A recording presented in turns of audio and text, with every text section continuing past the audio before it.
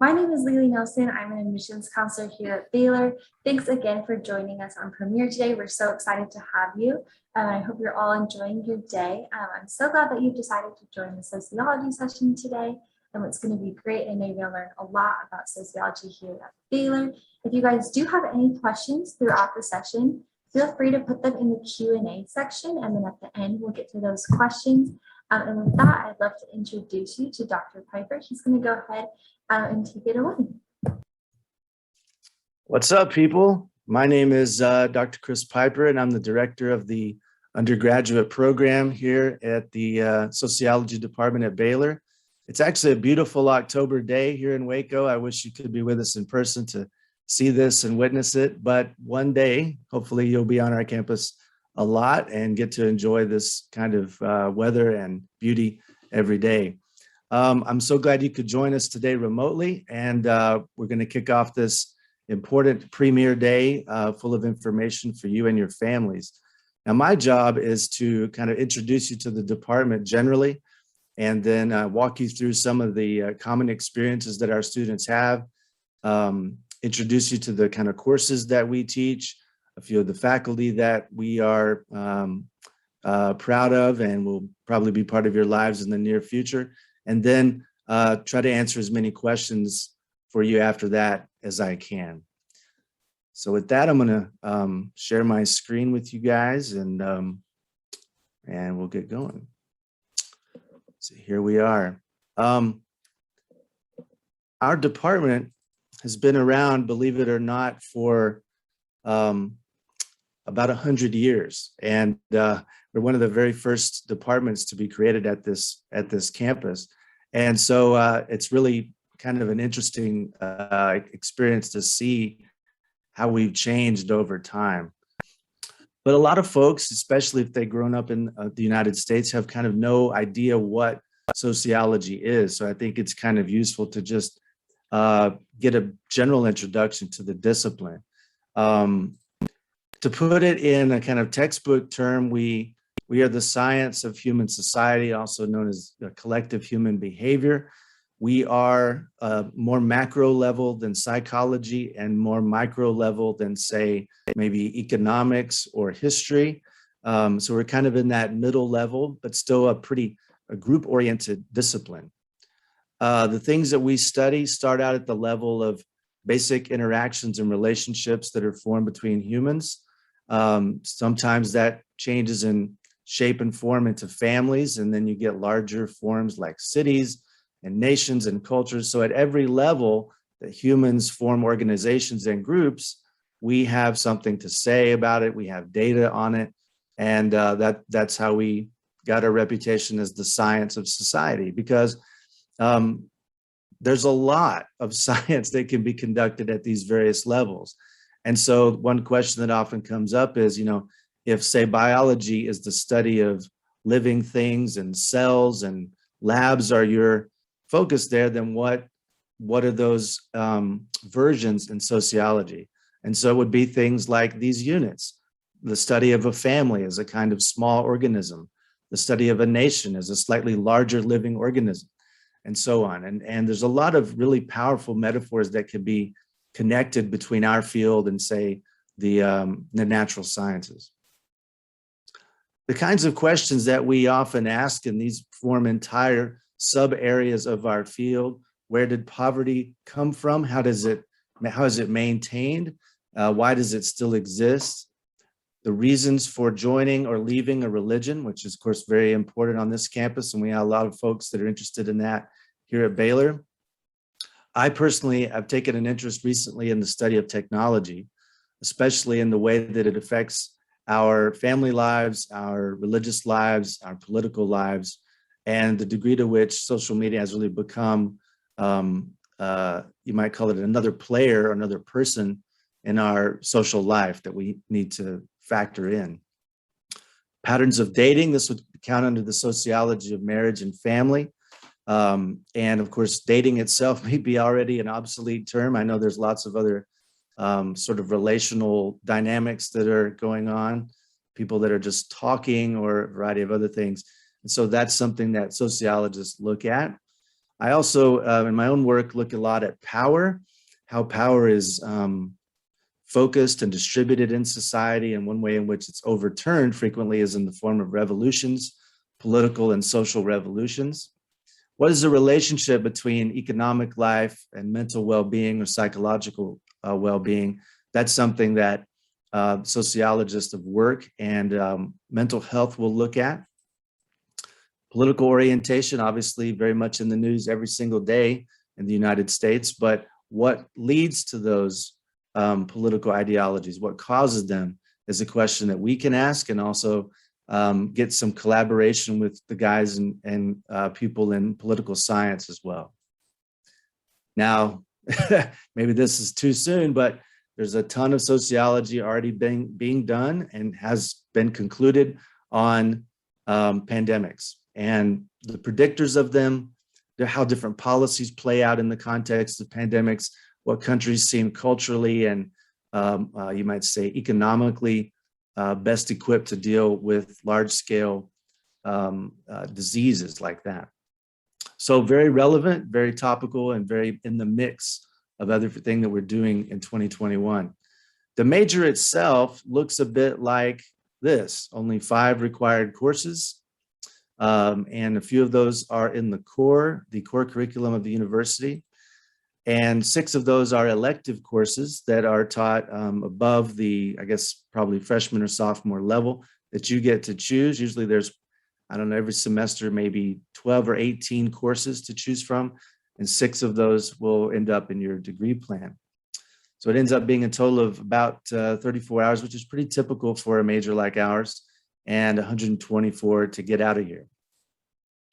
Some of the courses we offer, these are actual courses offered in the last couple of semesters.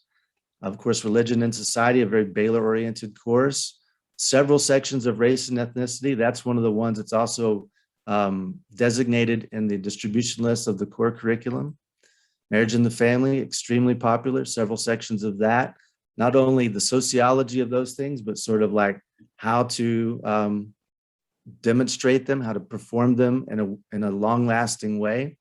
I teach a wonderful social movements course that's always fun and very interactive. The study of populations and health. This is kind of an epidemiology course, and a lot of our pre-med and public health students will take this as well. Criminology, if you're a CSI or law and order kind of person, this course will be a very deep interest for you. Gender and sexuality taught every now and then when we get enough students interested in it. I teach right now, in fact, a social psychology class. That's one that's kind of on the border between 2 disciplines, as you would imagine. And then a few that we'd like to get approved by the dean. Sociology is a very broad and fascinating subject. So anything that comes up in our culture, whether it be the teen heartthrob of the moment or social media obsessions and whatever, you know, there's going to be some sociologist somewhere that's going to study that. And I would love to get those approved by our dean very soon. We've got this new concentration in health that I want to tell you a little bit about. It's a specific concentration just in the sociology of health. And in this major, so when you take it, you get a specific major in the sociology of health. You get a lot of, I guess, preparation for other health-related careers that you might be interested in, such as nursing or becoming a physician or a PA or whatever your goals might be. And so we've added a number of tenure track faculty in this area, including Dr. Upanex and Dr. Kai, both of which study health in a rather direct way. And then they and others will teach these courses like pop health that I mentioned just now, mental health and aging. So that's kind of mental health focus across the life course. What are the inequalities in our health delivery system, and also in the inequalities in health disease prevalency? We see those as well. Very popular class in just the general sociology of medicine. This is often taken by our pre-med students. And so that is a thing you can major in within the sociology major, is just that concentration. So one thing that we often look at too is the ways in which our undergrads can get involved in various research projects that we are conducting or that you as an undergraduate come up with. And so every semester I supervise at least 3 or 4 students in these kinds of projects. Most of my colleagues do as well. Usually these go on for a semester, but sometimes they'll go on a little longer if they're like part of an honors thesis or something like that. These typically result in publication for the student in a journal, sometimes in a book chapter or an encyclopedia, whatever their particular interest may be. So that's going to look really good on your resume or CV.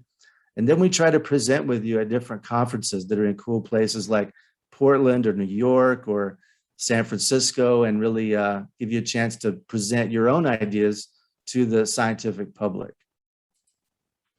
We have a couple of student organizations I want to tell you about. First would be SOUL, the Sociology of Undergraduate Lives. This is a cool group that students organize on their own, and I happen to be the faculty advisor for this. And so every semester they get around and hold some cool events, like they'll watch Breaking Bad or the Squid Game, and talk about it sociologically. We also do this with debates, political debates that come up every 2 or 4 years. And then, of course, I see them forming panels to talk about grad school or future careers in the area of sociology. And these are really useful for students that follow them, whether they be freshmen or sophomore students interested in what can I do with my degree. The thing I want to emphasize about our major is how tight-knit it is. We've got 120 approximately every year and about 90 minors. So it's a pretty small community of learners. So no one ever gets, like you might say, falling through the cracks. We have faculty that keep track of all the students and keep touch with them, make sure that no one is falling behind. You will probably know most of the people in your classes over time because you'll take multiple courses with them, which just creates more opportunities for getting to know each other and social support and friends and all the other cool things that go with that. Some other majors on campus are so big, frankly, that students will often complain that they feel a little bit forgotten about or anonymous. That is not something that you're going to experience in this major, because we know every student by name and we usually meet with them several times a semester. So you'll be known, is what I'm saying, in multiple ways. And I think if you're going to pay the rate that we're charging now, that's probably something that you deserve to get. All right, so what do our alumni go on to do? It's kind of broken down about a third into teaching and research careers in academia, another third in a variety of professional careers, which I'll talk about more in a moment, and then a smattering of business, social outreach, and health careers. So a big chunk go into academia, as you might imagine. These can look like regular teaching opportunities in the K through 12 world, sometimes through AmeriCorps. We have our graduates placed in ISDs all over the country, but especially here in Texas, even in the Central Texas area. And then we have a great number of students that go on to masters and PhDs in either sociology or some similar field. We have a number of students now at UT Austin, which is where I did my graduate work, several at Penn State, 2 or 3 at Texas A&M. We have, I know, 2 at UNL. And this is just a very short and recent list, but I could list probably 6 or 8 others that are doing very well in their programs, whether it be sociology, public health, psychology, or what have you. This is the branch that I'm sort of most proud of at the moment. We have a number of students, almost a third, like I said, that are going into the legal profession right away at UT Law. We have 1 or 2 at Harvard now, several at Baylor Law, which is, a very kind of different kind of law school focused on trial law and court practice and things of that nature. A graduate of SMU just last semester. And again, this is just the most recent list that I have seen and produced. And then med school. This is something a lot of people don't know, is that you can get into med school with any bachelor's degree. And right now in med school, we have folks at the Health Science Center in San Antonio, down at Galveston, BCM, and several others as well. Going into business is also pretty common.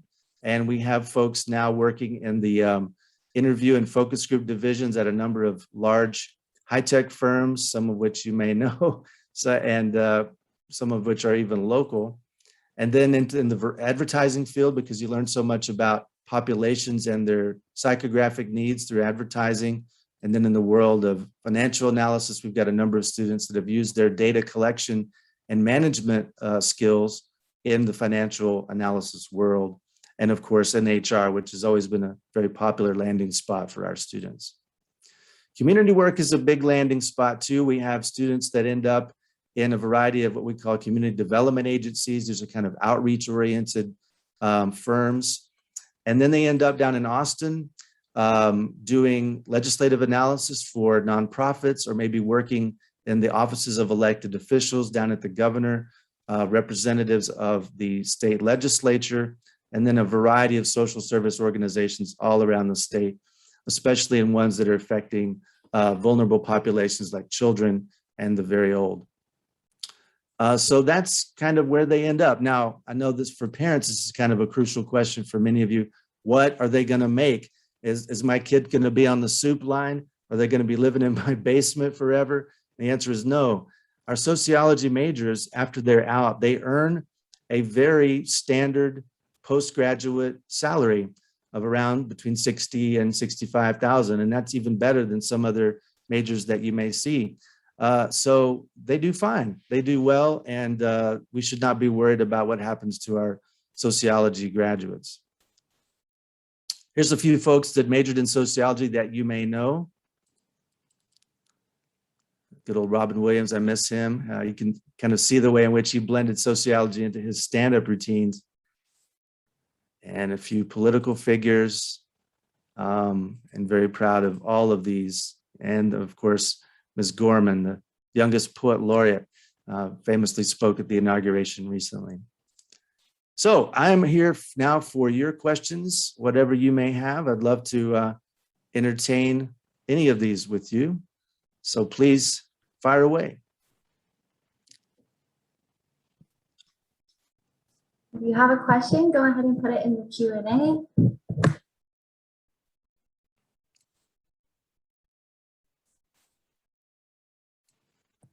I don't think we have anything yet, but feel free to ask any of your questions. That's what we're here for today. Yeah, we can talk about Baylor generally. We can talk about the major. We can talk about how to get in line at the fixer-upper properly. Taco places, whatever's on your mind.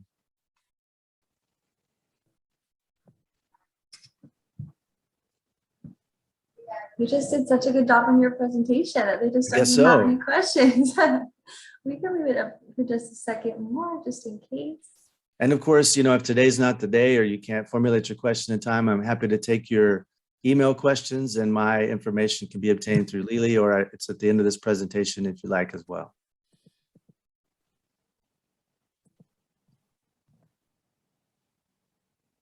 So, well, yeah, if you guys think of a question after, feel free to send us an email. We're always happy to help that way.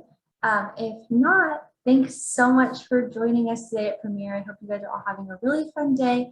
And we're so excited that you guys are here. That was such an amazing session. I know I definitely learned a lot as well. Again, if you have questions, feel free to send us an email. And if not, go ahead and get joined in your next session. Thanks, everyone. And thanks again, Dr. Pieper. That was so such a good session. Awesome. Thank you. See you soon.